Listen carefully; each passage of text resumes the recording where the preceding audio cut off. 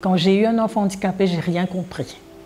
J'ai posé beaucoup de questions, j'ai laissé mon cœur endurcir et je suis partie très loin. J'ai quitté l'église. Je m'appelle Marie-Aimée et je viens de Bambou, d'une famille de 5 enfants. J'ai connu le Seigneur il y a de cela très longtemps, c'est-à-dire plus de 30 ans. Je suis venue à l'église un dimanche matin et j'étais extrêmement contente de rencontrer la famille de Dieu. On a pris soin de moi et j'ai grandi spirituellement. J'avais vraiment un amour pour Jésus. Et puis en cours de route, et malheureusement, je me suis laissée décourager par les circonstances, les épreuves qui étaient très dures. Ma fille avait un gros handicap. J'ai pas compris, j'ai posé beaucoup de questions au Seigneur. J'en voulais terriblement à Dieu parce que j'arrivais pas à comprendre comment, moi qui étais à l'église, qui avait donné beaucoup de temps, je suis venue à l'église quand même quand j'avais que 20 ans. Et quand j'ai eu un enfant handicapé, j'ai rien compris.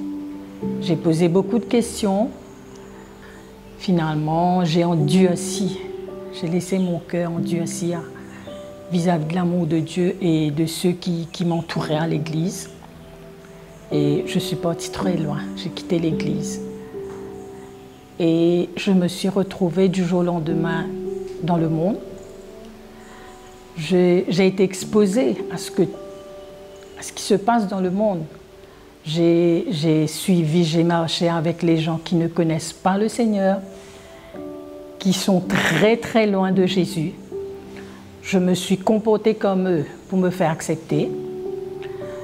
Mais j'avais quelque part dans mon cœur, pendant que je faisais tout ça, comme une petite voix au-dedans de moi qui me disait que je n'étais pas à ma place. Je sentais qu'il y avait à chaque fois une voix qui me disait « mais c'est pas ta place, c'est pas ta place ».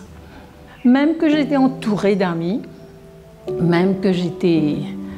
Vous savez, parce que les plaisirs de ce monde, on croit qu'on est heureux, on rigole, on s'amuse, on va faire la fête.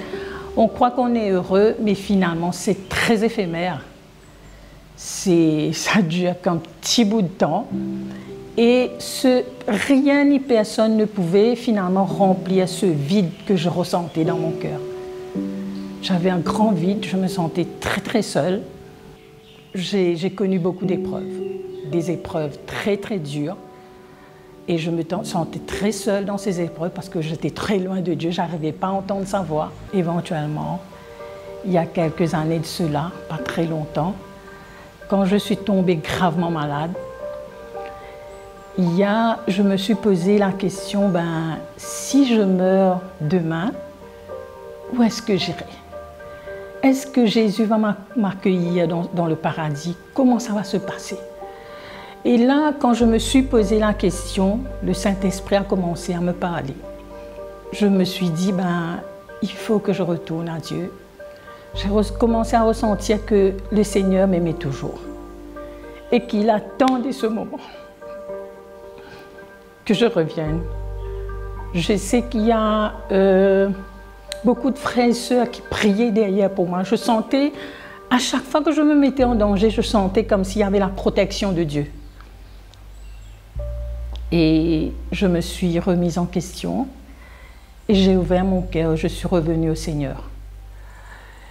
Et j'ai demandé pardon au Seigneur, il m'a pardonné. Je suis revenue à l'église, j'ai expérimenté la guérison de Dieu. Oui, j'ai expérimenté la guérison de Dieu. Et là, aujourd'hui, je me sens vraiment épanouie à l'église. J'ai le témoignage du Saint-Esprit dans mon cœur que je suis à la bonne place. Vraiment, je grandis davantage, on prend soin de moi, je m'épanouis encore spirituellement.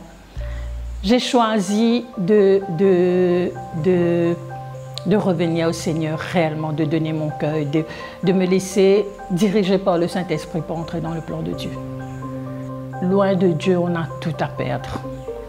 On perd sa vie, on perd tout, mais plus près de Dieu, on n'a rien à perdre, on a tout à gagner. on a la vie éternelle, on a l'amour de Dieu. Les épreuves n'ont pas terminé. Il y a eu des épreuves plus dures, plus compliquées. Mais dans mon cœur, il y avait une paix. Dans mon cœur, il y avait cette assurance que je n'étais pas seule. Je ressentais la présence de Dieu, la grâce de Dieu, la main de Dieu qui m'accompagnait. Et je veux continuer à faire confiance au Seigneur pour ma santé, pour ma vie, pour mon couple, pour ma famille et pour l'Église. Concernant ma fille, elle est tombée gravement malade.